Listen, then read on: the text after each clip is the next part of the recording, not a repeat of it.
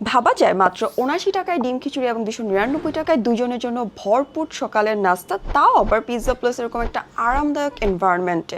আমি আসছি সারা পিৎজার মিরপুর ২ ব্রাঞ্চে এবং এখানে এসে দেখি সকালের নাস্তায় মাত্র ৭৯ টাকায় ডিম খিচুড়ি এবং মাত্র ২৯৯ টাকায় দুজনের জন্য ব্রেকফাস্ট কম্বো পাওয়া যাচ্ছে। শুরুতে একটা চিকেন স্যুপ নিয়েছিলাম যেটার প্রাইস ছিল ৭০ টাকা। সো আপনারা যদি ব্রেকফাস্টে হেলদি কিছু খেতে চান তাহলে এটা ট্রাই করতে পারেন। ডিম খিচুড়িটা বেশ মজার, সাথে সালাদও ছিল। খিচুড়ির সাথে ডিম, সাথে কাঁচা মরিচ, দারুণ একটা কম্বিনেশন। ২৯৯ টাকার কম্বোতে ২ প্লেট চিকেন ঝাল ফ্রাই, ২ প্লেট বোটের ডাল, ৪টা পরোটা, 2টা ডিম আর 2 কাপ গরম গরম মাসালা চা।